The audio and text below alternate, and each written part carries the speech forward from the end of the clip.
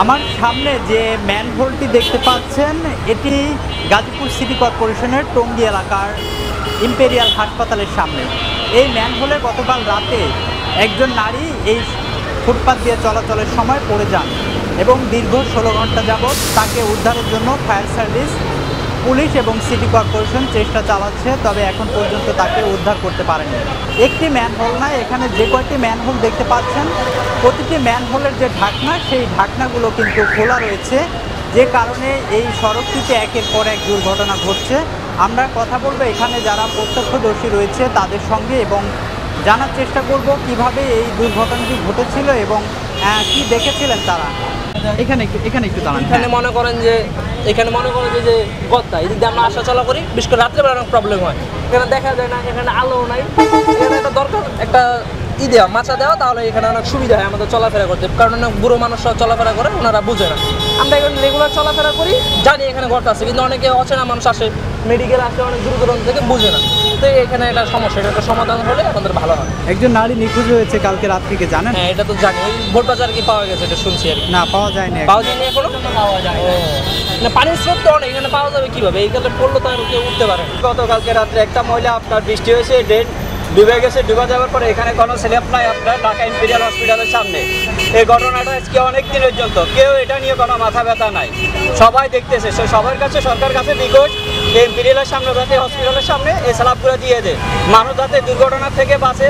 যে মারা গেছে তার ফ্যামিলিটাই বুঝে, স্যার আর কোনো মানুষ বুঝবে না। এটা একদম সারা বাংলাদেশের কথা বলতেছি ভাই, ড্রেনের স্ল্যাবগুলো দেওয়ার সাথে উঠায়। কালকে বৃষ্টিপাত হয়েছিল, এই জায়গায় ছিল আপনার হাঁটু অবধি, হাঁটুর একটু নিচ অবধি পানি।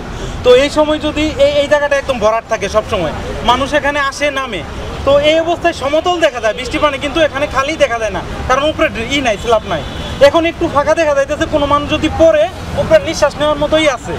তখন এটাও ছিল না, সে যদি যত বড় শক্তিশালী মানুষই হোক, সে যদি পড়ে সাঁতার জানা থাকলেও তার মৃত্যু অবধারিত। আর এখানে পড়ছে ডুবুরি আসার পরে এখানে খুঁজছে, এখানে তো পাবে না। এটা পাবে গাজীপুর, ওখানে একটা ড্রোল আছে, আর ওই বিলে, এই দুই জায়গায় বিদ্যুৎ, এই জায়গায় পাবে না, লাশ পাবে না, কারণ এটা পড়ার সঙ্গে সঙ্গে সে স্রোতে চলে গেছে। ঠিক আছে, বুঝছেন? এইটা এই যে একটা বড় বড় প্রতিষ্ঠান, এর সামনে অবশ্যই লোহার একটা থাকা দরকার ছিল, ডাইরেক্ট স্ল্যাব থাকা দরকার ছিল। এটা দুর্ঘটনা, এই আজকের দুর্ঘটনা এটাই প্রথম না, এই দুর্ঘটনা এটা প্রথম না। বিভিন্ন সময় মানে পুরুষ মানুষ পড়লে তারা কোনো মতো বাঁচে, কিন্তু ওই মহিলা পড়ছে, সে তো আর জানে না, সঙ্গে সঙ্গে ডুবে গেছে।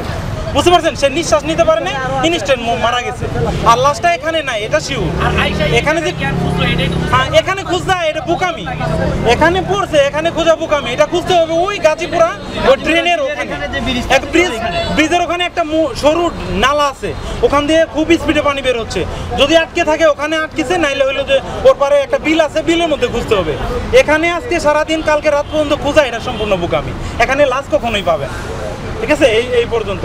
আর শুধুমাত্র এই মরণ ফাঁদ এখানে না, এই গাজীপুর যতদিন পর্যন্ত এই পাশে ড্রেনের কাজ চলতেছে, এটাই আজ থেকে কত বছর যাবত আমরা দেখছি ড্রেনের কাজ চলতেছে, উপরে একটা স্ল্যাব পর্যন্ত এখন পর্যন্ত কমপ্লিট হয় নাই। এই কাজগুলো কেন এরকম কমপ্লিট হয় না, এটা সম্পূর্ণ দায়ভার এর যে এই প্রজেক্টের যে দায়িত্ব আছে, এটা এদের দায়ী। এখন এটা একটা মরণ ফাঁদ, গাজীপুরে মরণ ফাঁদ ধরতে গেলে। এখানে প্রতিনিয়ত দুর্ঘটনা ঘটে। আজকে একজন মহিলা মানুষ ডুবে গেছে বিধায় এই তথ্যটা আপনারা জানতে পারছেন, আপনারা আসছেন। আর যারা জানে না, অনেক মানুষ এরকম পড়ে যায়, হাত পা ছিলে যায়, কোনো মতো বেঁচে যায়, পেন মোবাইল এগুলো সব পড়ে যায়।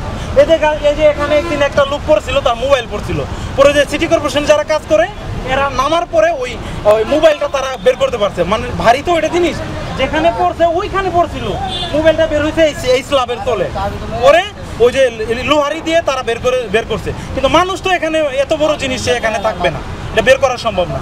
সুতরাং এর দায়ভার সম্পূর্ণ গাজীপুর সিটি কর্পোরেশন বলেন বা এই কনস্ট্রাকশনের যে নিছেন, তাদের অবশ্যই দায়ভার নিতে হবে। সরকারের খুব একটা গুরুত্বপূর্ণ পদক্ষেপ নেওয়া দরকার অতি দ্রুত।